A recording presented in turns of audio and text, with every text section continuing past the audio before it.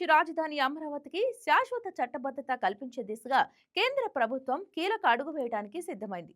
Parliament budget సమావేశాల్లో భాగంగా ఆంధ్రప్రదేశ్ విభజన చట్టానికి సవరణ బిల్లును ప్రవేశపెట్టనున్నట్లు సమాచారం. అమరావతిని ఏకైక రాజధానిగా చట్టబద్ధం చేయడం ద్వారా భవిష్యత్తులో ఎలాంటి సందిగ్ధతలకు తావు లేకుండా చేయాలన్నదే ఈ బిల్లు ప్రధాన ఉద్దేశం. అయితే ఈ బిల్లును అడ్డుకోవటానికి వైసీపీ ప్రయత్నిస్తుందనే టాక్ వినిపిస్తోంది. అధికారం కోల్పోయినా అమరావతిపై వైసీపీ ఆక్రోశం మాత్రం చల్లారలేదు. ఇప్పటికీ అమరావతిపై విషం చిమ్ముతూనే ఉంది. అందుకే ఈ బిల్లును అడ్డుకోవటానికి శత విధాలా ప్రయత్నిస్తోంది. మరి వైసీపీ ప్రయత్నం ఫలిస్తుందా? Let's watch this story.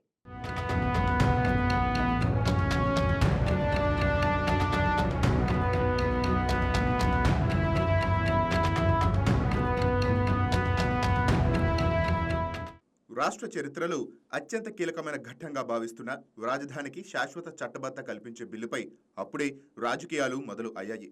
ముఖ్యంగా వైసీపీ ఎంపీలు ఈ బిల్లును అడ్డుకునే ప్రయత్నాలు చేస్తున్నారన్న విమర్శలు రాజకీయ వర్గాల్లో చర్చనీయాంశంగా మారాయి. రైతులకు న్యాయం జరగాలన్న పేరుతో బిల్లును జాప్యం చేయడమే లేక పార్లమెంట్లో రచ్చ సృష్టించడమో చేయాలని వైసీపీ భావిస్తున్నట్లు విశ్లేషకులు అంటున్నారు. ఇటీవల వైసీపీ ఎంపీ మిథున్ రెడ్డి చేసిన వ్యాఖ్యలు ఈ అనుమానాలకు మరింత బలం చేకూరుస్తున్నాయి. అమరావతి భూములు ఇచ్చిన రైతులకు న్యాయం జరగాలని మిథున్ రెడ్డి చెప్తున్నారు. తాము అమరావతిని ఎప్పుడూ వ్యతిరేకించలేదని కూడా కామెంట్ చేస్తున్నారు. అయితే ఈ మాటలు విన్న ప్రజలు ఆశ్చర్యం వ్యక్తం చేస్తున్నారు. అసలు రైతులకు అన్యాయం చేసింది ఎవరు అన్న ప్రశ్న ఇప్పుడు తెరపైకి వస్తోంది.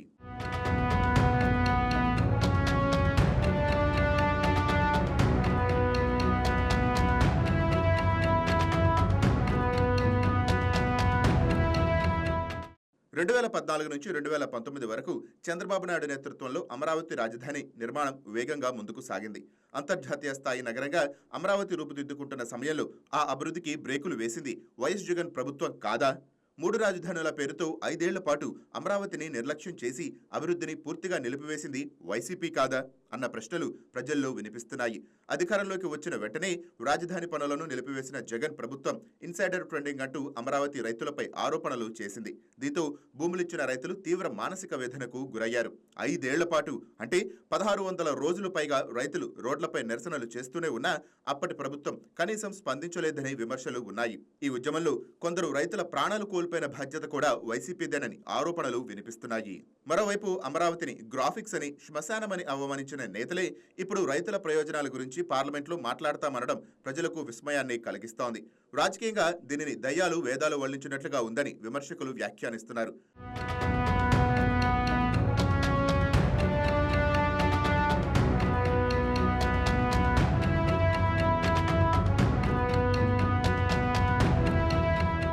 రెండు 2019లో అధికార మార్పిడి జరిగినప్పుడు చంద్రబాబు నాయుడు ప్రారంభించిన నిర్మాణాలను కొనసాగించి ఉంటే ఈపాటికే అమరావతి రాజధాని నిర్మాణం పూర్తయ్యేదని పలువురు అభిప్రాయపడుతున్నారు. భూములిచ్చిన రైతుల ఫ్లాట్ల అభివృద్ధి చెంది వారికి ఆర్థికంగా ఎంతో మేలు జరిగేదన్నది వారి వాదన. కానీ కక్షాపూరిత రాజకీయాలతో అమరావతిని భ్రష్టు పట్టించి ఇప్పుడు బిల్లు వచ్చే వేళ రైతులకు న్యాయమంటూ కొత్త రాగం అందుకోవటం వెనుక అసలు ఉద్దేశం వేరే ఉందన్న ఆరోపణలు వెల్లువెత్తుతున్నాయి. రైతులకు మరిన్ని రక్షణలు కావాలని డిమాండ్ చేస్తూ బిల్లును జాప్యం చేయడమే వైసీపీ అసలు వ్యూహమని రాజకీయ విశ్లేషకులు భావిస్తున్నారు.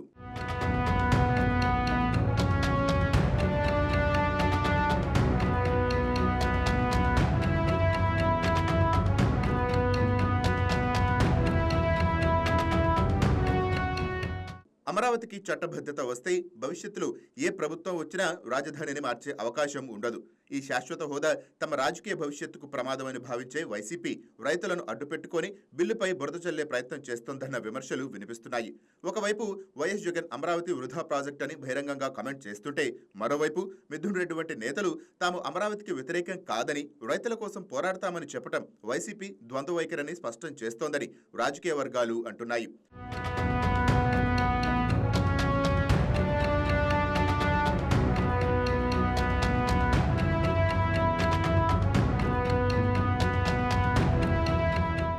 అమరావతి రైతులకు నిజంగా న్యాయం జరగాలంటే ఈ బిల్లును పార్లమెంట్లో ఏకగ్రీవంగా ఆమోదించాల్సిన బాధ్యత అన్ని పార్టీల ఎంపీలపై ఉందన్న అభిప్రాయం వ్యక్తం అవుతోంది. 5 ఏళ్ల పాటు రైతులను రోడ్డుపాలు చేసిన నేతలు ఇప్పుడు వారి పేరు చెప్పి పార్లమెంట్లో రాజకీయ డ్రామాలు ఆడితే ప్రజలు క్షమించరని విశ్లేషకులు హెచ్చరిస్తున్నారు. న్యాయం అనే పదానికి వైసీపీ నిర్వచనం ఏంటో ప్రజలకు ఇప్పటికే స్పష్టమైందని, ఇప్పుడు అమరావతి చట్టబద్ధత బిల్లుపై ఎవరు నిజంగా రాష్ట్ర భవిష్యత్తును కోరుకుంటున్నారు, ఎవరు రాజకీయ లాభాల కోసం అడ్డంకులు సృష్టిస్తున్నారో తేలిపోనుందని రాజకీయ వర్గాల్లో వినిపిస్తున్న మాట.